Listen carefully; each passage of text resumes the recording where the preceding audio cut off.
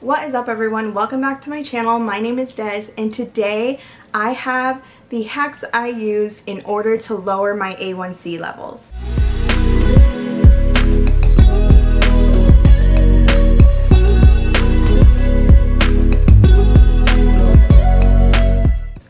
If you don't know what the A1C test is, it is a fasted blood sugar glucose test that they do in your yearly physicals. So if you haven't had one done, you should probably check it out.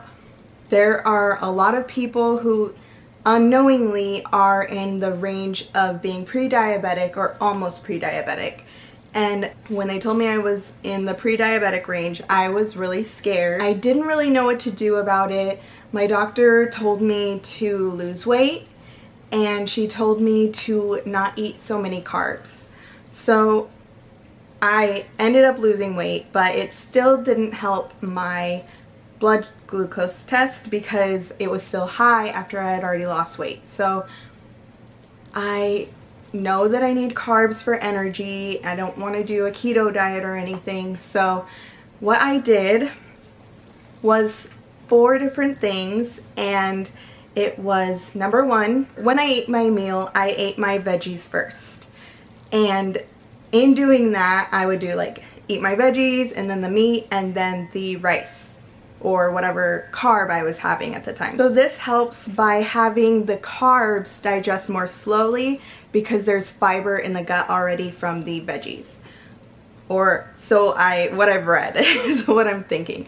So yeah, that's why that helps. And it's really easy to do. Usually I'll just eat some of the veggies and then some of the protein and then eat, if I want to eat the rice, but usually in that order. My number 2 thing that I stick to every time is not to eat carbs or sweets on an empty stomach. This is what I used to do all the time. Like if I want a snack or something, I would just eat it by itself, and that is a big no-no because carbs turn into sugar. So it's basically the same thing as me eating a donut or something. Maybe a little less sugar, but still. So what I started to do was always eat my carbs with a fat. Like if I was gonna have toast or something, I would put avocado on it. You could put nut butters on it, some kind of fat. And if I wanted to eat a dessert, I would always wait until after I ate a meal, like as a dessert, instead of just eating like something sweet by itself, like a candy bar just by itself. I would wait, or I would like take some seeds, like some pumpkin seeds or peanuts, and I would just eat that first to get the fat in there, and then I would eat the candy.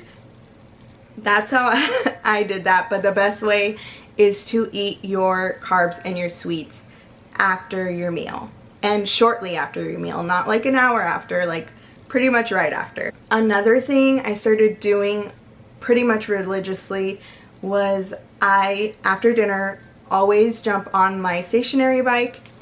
It's a really not like a super fancy one or anything, but I do it for like 10 or 15 minutes, and I believe that has also helped because movement after a meal helps to lower your glucose spike. And the last thing I would do, which I didn't do all the time, but some of the time, is I would drink apple cider vinegar diluted in water or like a sparkling water. I liked it best like that because doesn't taste very good, but if it's in the sparkling water, it's kind of like a soda type thing.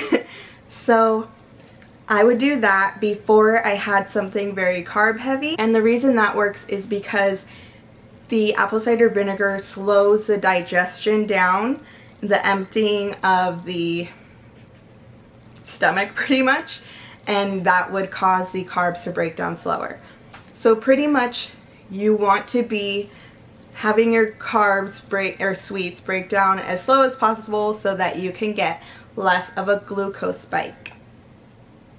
And that is how I lowered my A1C. It's really kind of easy when you put those tactics in motion. I was able to lower it by like 0.6 or 0.7, which I was scared I wouldn't be able to do it at all, but it really helped me to do those 4 things. And I actually got most of these hacks from the Glucose Goddess, which is on Instagram if you want to check her out. She's always posting such good information. Like her apple cider vinegar thing is like always there. And yeah, so veggies first. Don't eat your sweets on an empty stomach or your carbs on an empty stomach. Movement after eating, and the apple cider vinegar. Super simple ways to lower your A1C. I know that I was really scared when they told me I was pre-diabetic, even though I had already lost like 20-30 pounds. And yeah, it's, unless you're working with a dietitian, it can be really hard to figure out ways to help lower. And so finding reliable information is sometimes hard, but yeah. I know I didn't know where to start looking or what to do, so yeah, following the Glucose Goddess really helped.